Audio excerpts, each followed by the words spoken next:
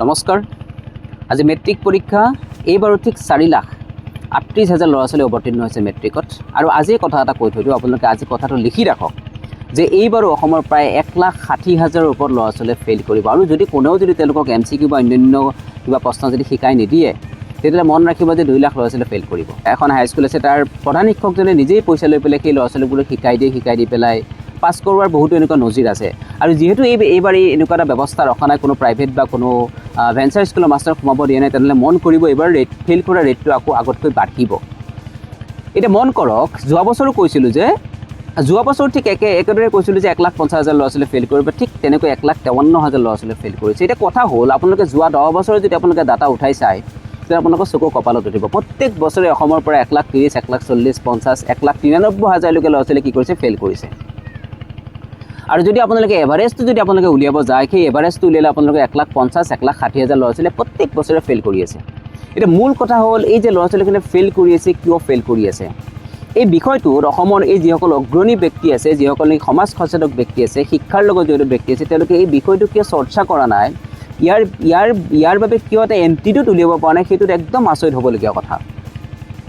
আজি অসমৰ ল'ৰা ছোৱালীখিনি কথা এটা কৈ থৈ আপোনালোকে মন কৰক, এই যিসকল ল'ৰা ছোৱালী ফেইল কৰে, এই ফেইল কৰা আৰু নকৰা বহুতো আছে তেনেকুৱা। তাৰে 95% ল'ৰা ছোৱালীয়ে কোনো বেছিক্স গ্ৰামাৰ নাজানে, 95% ল'ৰা ছোৱালীয়ে কোনো ধৰণৰ গ্ৰামাৰ নাজানে, 95%, 96%, 97% ল'ৰা ছোৱালীক যদি আপোনালোকে সাধাৰণ ইংলিছৰ কিছুমান যদি স্পেলিং ধৰে, তেওঁলোকে লিখিব নোৱাৰে, ভুল কৰাটো খাটাং কথা। এতিয়া কথা হ'ল, এই যিসকল ল'ৰা ছোৱালীয়ে ফেইল কৰিছে, আজি 10 বছৰ ধৰি তেওঁলোকে কি পঢ়িলে, এইটো এটা কুৱেশ্যন এটা উঠিব।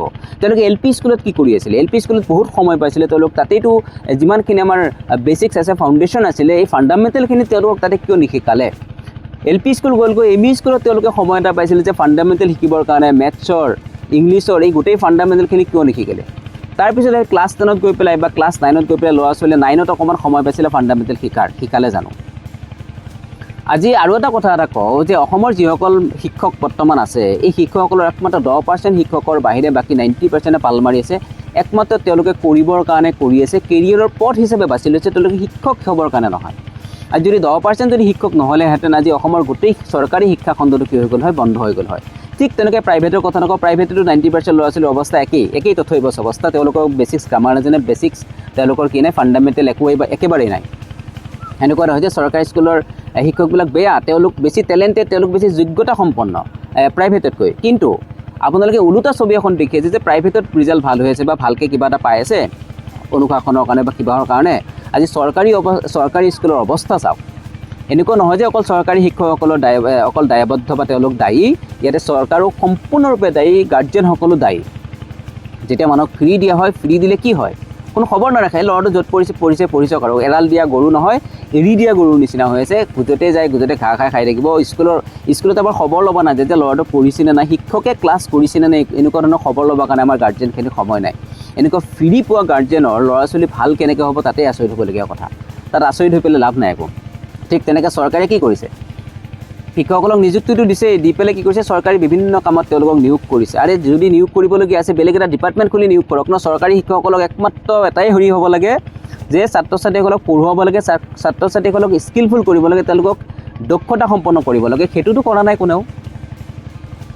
আজি 10 বছৰ পঢ়ি পেলাই তেওঁলোকে যে সময়টো যে নষ্ট কৰিলে, আৰু যিসকল ল'ৰা ছোৱালী অলৰেডি ফেইল কৰিছে বা 3rd ডিভিজন পাইছে, কোনো সাধু কথা কৈ কেনে লাভ নাই যে বহুত ভাল ল'ৰা ছোৱালী আছে, এটা দুটা এক্সেপশ্যন ওলাব পাৰে যে 3rd ডিভিজন পাই কিনে কিবা কিবি কৰিছে। এইবিলাক সাধু কথাত হেৰি কৰি কেনে লাভ নাই। মূল কথাটো কি হ'ল, অসমৰ যিসকল নেকি সমাজ সচেতকে হওক বা যিসকল নেকি শিক্ষাৰ ক্ষেত্ৰত জড়িত শিক্ষাবিদ আছে, তেওঁলোকে এই বিষয়টো চৰ্চা কৰি পেলাই এক উচিত কিয়া এটা এণ্টিডোট উলিয়াব পৰা নাই। আৰু আজি এইখিনিতে কথা এটা কৈ থলোঁ, এই যিসকল ল'ৰা ছোৱালী ফেইল কৰিছে, সেই ল'ৰা ছোৱালীখিনিক যদি আমাক 8 বা যদি 7ত দি দিয়ে উইথ গেৰাণ্টি, সেই ল'ৰা ছোৱালীখিনিক যদি আমি যদি পাছ কৰাই লৈ যাব নোৱাৰোঁ, তাৰপিছত হ'ব। এই চৰকাৰী বিদ্যালয় শিক্ষকসকলে কিয় তেনেকৈ গেৰাণ্টি দি পেলাই সেই ছাত্ৰ ছাত্ৰীসকলৰ যিমানখিনি ফাণ্ডামেণ্টেল ইছ্যু আছে, সেই ইছ্যুখিনি কিয় তেওঁলোকে মষিমূৰ কৰিব পৰা নাই, সেইটোত একদম আচৰিত হ'বলগীয়া কথা। যিসকল ভাল শিক্ষক, তেওঁলোকে পাত্তা পোৱা নাই গৈ পেলাই। আজি এখন স্কুলত 3জন বা 4জন বা 2জন ভাল শিক্ষক থাকে, তেওঁলোকে গৈ পেলাই 300-400 ষ্টুডেণ্টৰ লগত পাত্তা নাপায়, আৰু বাকীটো শিক্ষকেতো পালে মাৰি আছে। কিছুমানে আজি বৰ্তমান কি হৈ আছে, সেই AI আহি গৈছে, আৰ্টিফিচিয়েল ইণ্টেলিজেঞ্চৰ যুগ আহি গ'ল, কি হৈছে সেইবিলাক কোনো খবৰেই নাই। গতিকে নিজেই চিন্তা কৰক, এই যিসকল ল'ৰা ছোৱালী প্ৰত্যেক বছৰে যিটো নেকি একেই সমস্যা বাৰে বাৰে যিটো নেকি ৰিপিটেশ্যন হৈ আছে, এই ৰিপিটটো কিয় হৈছে, তাতেই আপোনালোকে চিন্তা নকৰে কিয়? আমাৰ মূল ইছ্যু হ'ব লাগিছিলে শিক্ষা আৰু স্বাস্থ্য। তাৰ ওপৰত আমাৰ কোনো মাত মাতাৰ কোনো সময় নাই। আমি আলবাল কিছুমান কামত লাগি থাকোঁ গৈ পেলাই। আজিও আমি বিশ্বাস কৰোঁ যে যদি চৰকাৰে যদি এটা ভাল ব্যৱস্থা গ্ৰহণ কৰে, শিক্ষকসকলেও যদি মনপুতভাৱে কাম কৰে, বাকী 90% শিক্ষকে লগতে যদি আমাৰ যিসকল অভিভাৱক আছে তেওঁলোকেও যদি গুৰুত্ব সহকাৰে লৈ বিষয়টো, নিশ্চিতভাৱে চৰকাৰী স্কুল এদিন জাক জমকতাৰে উজ্বলি উঠিব। আমি নিবিচাৰোঁ যে চৰকাৰী স্কুল বন্ধ হওক।